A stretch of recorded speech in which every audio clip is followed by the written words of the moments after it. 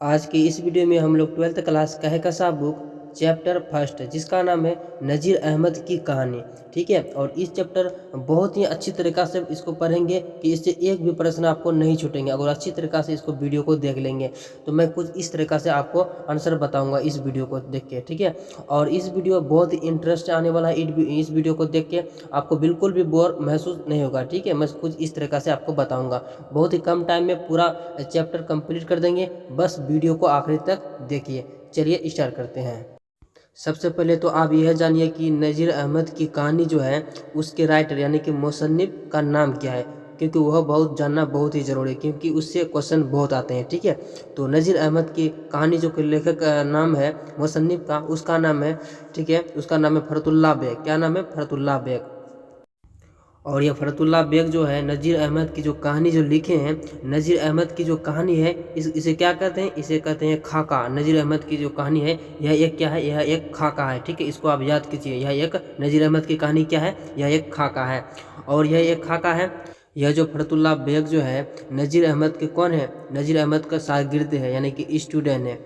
फ़रतुल्लाह bag जो है नज़ीर अहमद के स्टूडेंट है। और नज़ीर अहमद क्या है?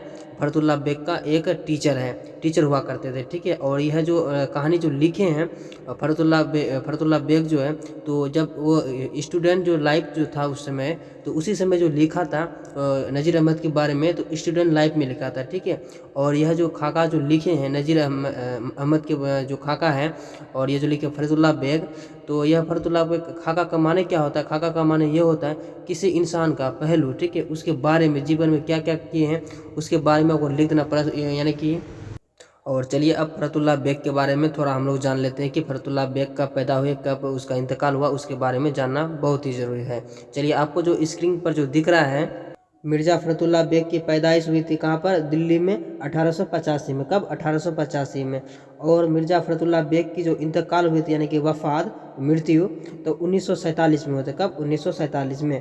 और जो आपको स्क्रीन में दिख रहा है, और इसका वालिद का जो नाम था, वालिद का नाम था मिर्ज़ा हस्मतुल्लाह बेग। ठीक है, आपको यहाँ तक इसका बारे में याद रखना है। और इसकी जो किताबें हैं वो अभी बताएंगे, आपको स्क्रीन में दिख रहा होगा। अब चलिए स्टार्ट। तो इसका किताब का नाम है, क्या नाम है?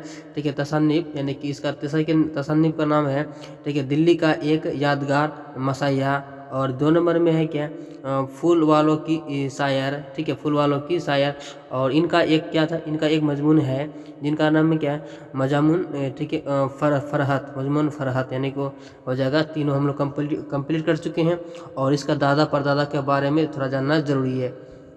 फ़रतुल्लाह बेग, ठीक है, फ़रतुल्लाह बेग जिद्द अफ़ज़ल मिर्ज़ा, ठीक है, मिर्ज़ा फ़रतुल्लाह बेग, ठीक है, मुल्क से तर्क वतन करके, ठीक है, शाह आलम ज़माने में हिंदुस्तान आया। यानी कि उसका दादा परदादा शाह आलम ज़माने जो चल रहा था, तो उस समय वो कहाँ आए थे? हिंदुस्तान आए थे। कुछ इसी आपको बता रहा है, ये भी क्वेश्चन पूछ सकते हैं, अब इसको याद कीजिए। और अब हम लोग डायरेक्ट आप कहानी की ओर चलते हैं, यानी अफसाना की, सॉरी अफसाना तो नहीं है, खाका की ओर चलते हैं, जो नज़ीर अहमद की कहानी है। अब उसके बारे में देखते हैं कि क्या क्या लिखा है, अब वो पढ़ते हैं। देखिए सबसे पहले तो आप यह जानिए कि नज़ीर अहमद की जो कहानी है, नज़ीर अहमद की जो शागिर्द हैं, वो शागिर्द कितने हैं? 2 शागिर्द हैं। पहला तो शागिर्द है जो कि हो जाएगा फ़रतुल्लाह बेग हो जाएगा। और दूसरा शागिर्द का जो नाम है, यानी स्टूडेंट का जो नाम है, उसका नाम है मियां दानी। ठीक है, क्या नाम है? मियां दानी।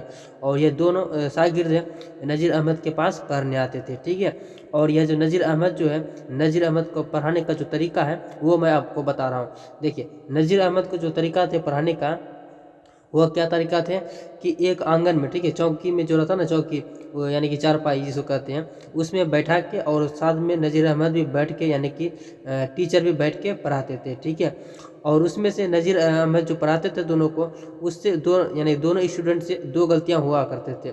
पहला तो फ़रतुल्लाह बेग से क्या गलती होते थे? उसको वो जो गलती जो करते थे, वो एराब का गलती करते। किसका? एराब, यानी कि जेर जबर पेश तस्दीब का गलती करते थे। और ये जो है, यानी कि मियां दानी, ये जो गलती जो करते थे, क्या गलती करते थे? शेर और शायरी को किसके? नस्र की तरफ पढ़ते थे। ठीक है, बातचीत की तरह। शेर और शायरी को किसकी तरफ पढ़ते थे? नस्र की तरह। जैसे कि आपको लोग देख रहे हैं स्क्रीन में, मैंने लिख दिया है। ठीक है, कि आपको याद हो जाए। और यह जो नज़ीर अहमद जो पढ़ाने का जो टाइम है, वो 1:30 है। कितना है? 1:30 में पढ़ाना स्टार्ट कर देते थे। अगर उससे 1 मिनट भी अगर लेट आएंगे तो नहीं पढ़ाएंगे, यानी कि टाइम का इतना ये सख्त थे। ठीक है, और यह दोनों जो स्टूडेंट जो थे, तो एक हिंदू कॉलेज में भी पढ़ने जाते थे। कौन कॉलेज में? हिंदू कॉलेज में।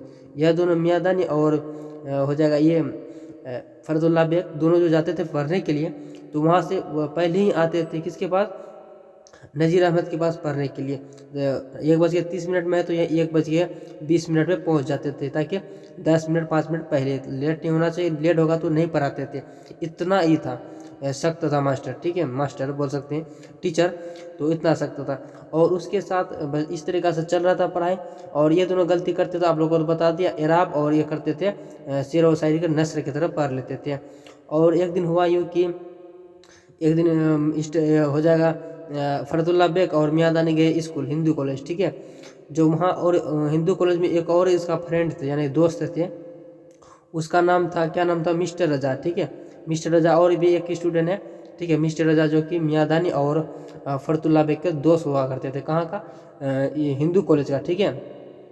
जब एक दिन जब यह मिस्टर फरदुल्ला बेग और मियादानी जो मास्टर साहब को बहुत बड़ाई कर रहे थे, कहाँ पर? हिंदू कॉलेज में बहुत ज़्यादा बड़ाई कर रहे थे, यानी कि बहुत मास्टर अच्छा साहब है।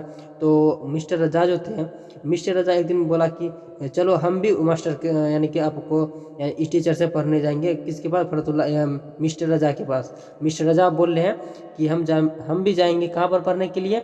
नज़ीर अहमद के पास, यानी कि जो बोला नज़ीर अहमद के पास जाएंगे हम भी पढ़ने के लिए। लेकिन उसने बोला, मिस्टर रजा बोला कि नहीं, पहले तो आप जाके फरदुल्ला बेग से कहा कि आप पहले जाके नज़ीर अहमद, यानी कि टीचर से आप कह के आइए, उस्ताद से, कि हम भी, मिस्टर रजा भी पढ़ने आएंगे। पहले तो उससे परमिशन लीजिए, अनुमति लीजिए, तब हम जाएंगे पढ़ने के लिए। तो फरदुल्ला बेग ने बोला, चलो ना, कुछ नहीं होगा, मास्टर साहब बहुत अच्छे हैं, पढ़ा देंगे, कोई दिक्कत नहीं है। लेकिन मिस्टर रजा बोला कि नहीं, पहले पूछ के आएंगे तब जाऊँगा मैं पढ़ने के लिए। तो मिस्टर रजा तो नहीं आए, और फरदुल्ला बेग और मियादानी आया फिर पढ़ने के लिए किसके पास? नज़ीर अहमद के पास आए फिर से पढ़ने के लिए। तो नज़ीर अहमद के पास जैसे ही पढ़ने के लिए आए, तो नज़ीर अहमद को बोला फरदुल्ला बेग कि मैं उस्ताद जैसे बोलते हैं, तो बोल रहे हैं कि उस्ताद और भी एक स्टूडेंट आना चाहता है, शागिर्द। तो बोला कि ठीक है, उसको ले आते, हम भी तो ज़रा देखते कि वो कितना पढ़ा लिखा है। तो वो बोला कि नहीं, पहले वो पूछा है कि पहले परमिशन लेके आइए, तब जाऊंगा मैं पढ़ने के लिए। तो और नज़ीर अहमद बोला कि कोई बात नहीं, ठीक है, उसको लेके आना, ज़रा हम भी तो देख लेंगे कितना पढ़ा लिखा है, कल उसको लेके आना।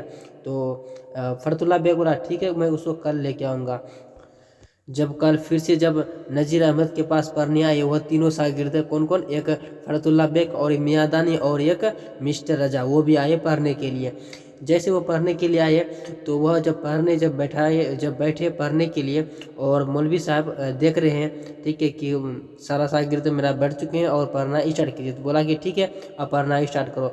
और लेकिन जो फरदुल्ला बेग से जो गलती होते थे, वो एराब की गलती होते थे, और मियादानी से किसका गलती होते थे? यानी कि शेर और शायरी को नस्र की तरफ पढ़ देते थे। और ये मिस्टर रजा जो है, इससे और भी ज़्यादा गलती होते थे। किस में गलती होते थे? ये शेर और शायरी को और भी नस्र की तरह, यानी इतना खतरनाक पढ़ता कि यानी गलत पूरा की मतलब बात नहीं छोड़ दो, बहुत ही गलत पढ़ दिया। किसमें? शेर और शायरी को नस्र की तरफ पढ़ दिया। और इसमें से बहुत सारा उसका, यानी कि मौलवी साहब को बहुत गुस्सा चढ़ गया कि तुम इतना गलत पढ़ते हो। लेकिन वो जो पढ़ने के लिए दिया था शायरी, तो किसका दिया था? मुतनब्बा, ठीक है, आपको स्क्रीन में दिख रहा है, क्वेश्चन पूछता है मुतनब्बा का जो पढ़ने के लिए दिया, उससे गलती हुआ, जो कि मौलवी साहब ने उसको डांटा, ठीक है। और बोला कि ठीक है, मौलवी साहब बोला कि डांटा नहीं था, मौलवी साहब बोला कि बाबू एक काम करो, बोला कि जी जी मौलवी साहब। तो मौलवी साहब बोला कि मैं एक वादा करो। तो बोला ठीक है, मैं वादा करता हूँ। बोला कि वादा से मुकरना नहीं, यानी कि वादा से, यानी कि हारना नहीं, ठीक है, वादा को तोड़ना नहीं, वादा को मुकरना नहीं, ठीक है। तो बोला कि जी बोलिए। तो यानी कि नज़ीर अहमद बोला ठीक है, पहले तो एक काम कीजिए, कल से मेरे यहाँ पढ़ने नहीं आना। तो बोला कि क्यों? बोला कि नहीं, मैं ऐसा नहीं बोल रहा हूँ कि आप पढ़ना ही मतलब कभी पढ़ने नहीं आना, पहले जाके अपने बेसिक नॉलेज लीजिए, यानी कि पहले ये छोटे मोटे जो गलती होते हैं पहले इसको सुधार कीजिए, फिर उसके बाद मेरे पास आना, तब मैं पढ़ाऊँगा, ठीक है, लेकिन अभी नहीं पढ़ाऊँगा। आप वादे से मुकरिए मत, आप जाइए। ठीक है। वो तो चल के लेकिन वो तो चल के इतना बेइज्जती कर दी और उसके बाद नज़र ही ना आया। कौन? मिस्टर रजा साहब, यानी कि वो दो अब नज़र ही नहीं आया। और यह फरतुल्ला बेग और ये मियाँ दानी जो फिर से जब कल आए पढ़ने के लिए दूसरे दिन 1:30 में पहले ही आना पड़ता था, क्योंकि 1:30 के बाद मौलवी साहब पढ़ाते ही नहीं थे। जब आया पढ़ने के लिए तो बोला कि ठीक है पढ़ो। तो उस दिन इतना नहीं गलती कर दिया पढ़ने में, एराब और जेर जबर पेश में, यानी कि कुछ मतलब छोड़ा ही नहीं, बहुत ज़्यादा गलती कर दिया। और मियाँ दानी को शेर और शायरी को कि इतना नसर की तरह पढ़ा कि मतलब कि कुछ हद ही पार कर दिया। तो मौलवी साहब को बहुत ज़्यादा गुस्सा चढ़ गया। वो क्या क्या जो पढ़ाने की जो किताब से उठा के फेंक दिया आंगन में, ठीक है, फेंक दिया बाहर में।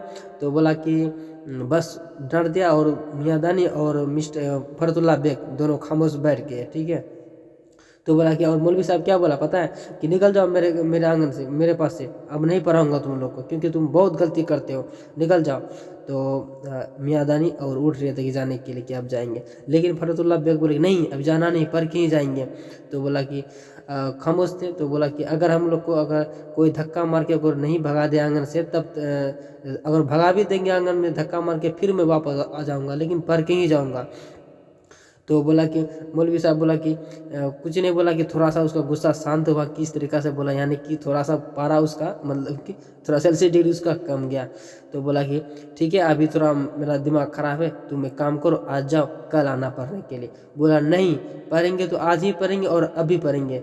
बोली नहीं नहीं बेटा एक काम करो, तू कल आना, आराम से पढ़ा देंगे। लास्ट में उसको मौलवी साहब को हार मानना पड़ा और उसको पढ़ाना पड़ा।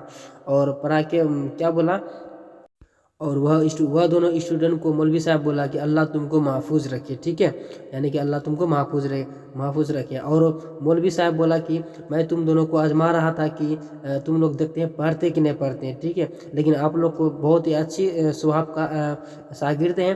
मैं अल्लाह ताला से यही कहूँगा कि हर एक टीचर को आप दोनों जैसे यानी कि स्टूडेंट मिले।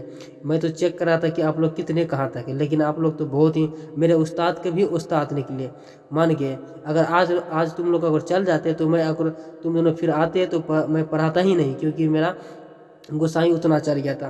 तो बस इतना है, बस ज़्यादा इससे है तो नहीं। बस इतने में सारा आप लोगों का जो मैंने बताया, बस इसी से घुमा फिरा के क्वेश्चन पूछेंगे। भाई इसको 2 बार 1 बार वीडियो देख लीजिए, कहानी खत्म। सारा इसका मतलब कि जितना क्वेश्चन आंसर है सारा कंप्लीट हो जाएगा, ठीक है। और अब इसको पढ़ के देखिए। तो एक मिलते हैं एक नए चैप्टर के साथ, बस यही इसका चैप्टर यहीं पर समाप्त करते हैं। तो मिलते हैं अगले वीडियो में, तब तक के लिए आप अपना ख्याल रखिए।